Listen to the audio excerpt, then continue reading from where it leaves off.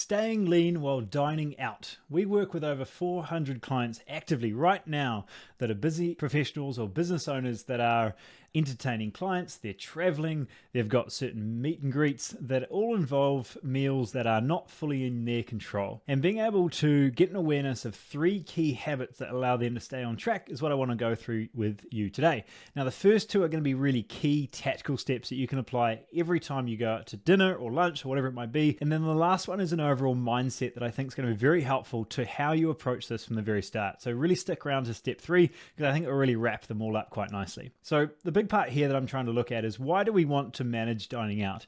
Well, the whole point of hopefully why you're here is because you want to focus on something that's sustainable. You're trying to stay lean, but of course you're trying to also improve your career, your family, your connections, these other components that really make life worth living. And when we're looking at health through the lens of longevity, we're trying to make sure that improving your health is something that makes your life better, not worse. And really being able to manage that space where we get out of this all or nothing attitude of, I must stay perfect for a period of time and then splurge. Because ultimately what happens is this all or nothing attitude becomes nothing more often. And when we have this guilt and shame around dining out, then it simply becomes something that isn't sustainable. So these 3 key habits are something that we use alongside our full dining out guide, which we can give you access to, will be something that gives you a real fallback system to work on that knows that you're still moving forward. So if you want access to the full dining guide, if you're listening or watching this on Facebook or podcast, I'll drop the link below.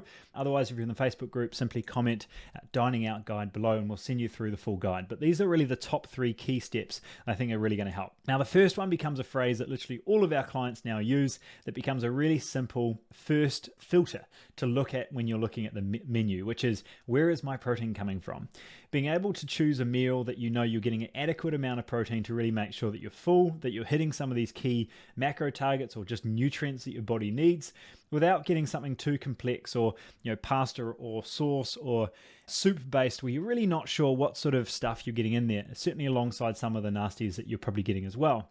So simply asking the question, where is my protein coming from, makes dining out a lot easier because you're maximizing towards one macronutrient that's always chronically low if you're not first using that filter. The second one I want to address is really shifting your thought around what we're actually looking at around trying to really minimize your toxic load versus your caloric load. And what I mean by that is I think many of us start to worry so much about how many calories we're eating rather than really understanding the toxic load component. And what I mean by that is there's kind of 2 parts to this. One is the types of oils that our foods are cooked in, which tends to be less than ideal than when we're dining out versus at home.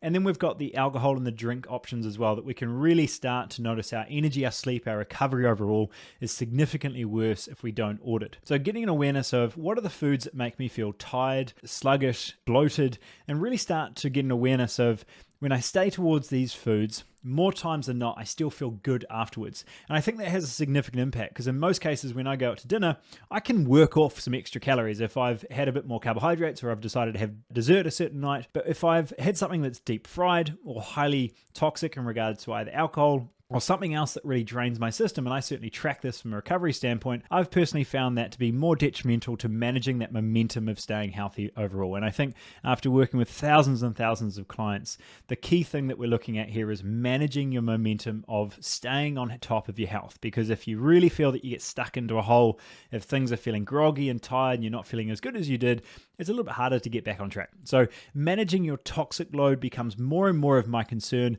rather than necessarily the caloric load, which we can manage pretty quickly. And having one meal every now and then that's a little bit higher, not going to be the problem, but a toxic load tends to really make the system a little bit more sluggish over time, right? Which really ties into number 3, which I think is probably the most important one of this bigger overarching picture of longevity, which is your bounce back effect. The interesting paradox here is that when you feel good, you're well slept, you've exercised, all of these things, going out to dinner is something that's fairly easy because you've got the willpower, you've got the threshold of what good feels like that you usually don't want to stuff it up. But if you're tired, you're run down, you're stressed, that threshold, that willpower is so much lower. that you usually start to splurge and make these other impacts. But it's the exact opposite in regards to your bounce back effect, meaning if you've exercised well, your recovery is good, you've slept well, your stress is low, then having a little bit extra dessert or having a little bit more of a food that you really enjoyed is something your body's going to be able to manage, being able to burn off, and you'll notice that it really hasn't made any impact over the course of weeks and months if you've had a couple of nights out. Whereas if you are noticing that you're chronically stressed or run down, you'll notice that that food sticks a bit more. Now, of course, you're not going to put kilos on overnight. A lot of this is inflammation and that, again, that toxic load that's having an impact on that extra kilo that you hold on to for a couple of days. But certainly if it's happening more than a couple of times, you'll notice that this is really unhelpful to staying lean over time. And if you're entertaining clients, you're traveling a lot, really managing that stress and sleep component to then use that as your compass or your way to navigate. Can I have a little bit more here or there, or do I need to really tighten up to stay on track? And for me, that's been a really nice way to find a balance of managing my emotions in a way that I'm choosing it when I know I can get away with it, rather than just choosing it because it's convenient. And this is a frame that we use with our clients all the time: is this choice versus convenience? If I'm going out and it's a 21st or a 50th or a anniversary or whatever the thing might be, maybe I'm choosing to have a drink, or maybe I'm choosing to have the cake, and it's something that I can then give myself permission to enjoy in the moment. Because funny enough, most of the time, the stress of the cookie or the cake is worse than the cookie itself. We start to get so worked up about having the cookie, and that rubber band effect in most cases means that we end up splurging a lot more. Whereas the convenience is something that we can really start to audit, which is, I'm just picking that up because it's there, or it's another work lunch, or it's another drink because I was asked.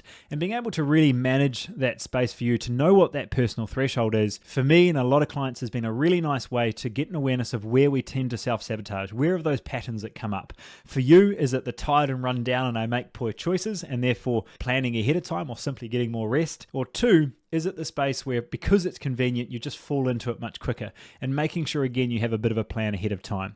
So in most cases, I talk to a lot of people that are traveling regularly, and being able to really learn from them what really works. A lot of this becomes when I land, I know what I'm having, know where the local supermarket is, I know what meals I'm having out, and I already potentially know what's on the menu or what things I'm looking for. When you get those basics in place, you'll notice that your stress or your anxiety around dining out regularly will significantly lower. You'll stay a lot leaner, you'll feel a lot better for it, and you'll feel that this can be something that's a lot more sustainable. So again, that's really the first three that I think are really helpful towards what this looks like, certainly for me, navigating dining out. If you want access to the full guide, then simply that link will be below if it's YouTube or podcast you're listening or watching this on, or if you're in the Facebook group, comment dining out below and we'll send that one through. But really that space of using these key three, I think will make a significant difference on how that looks for you dining out, so it doesn't become this stress or this prison of being stuck in a particular diet, but an awareness of overall, how do we navigate it, how do we feel good, and how do we bring our body along for the ride. So I hope you enjoyed that, gave you a couple of key tactical steps as well, an overall mindset of that bounce back effect. And for me, that makes a huge difference. Hope you're having a great week, guys. We'll talk again next time. Bye.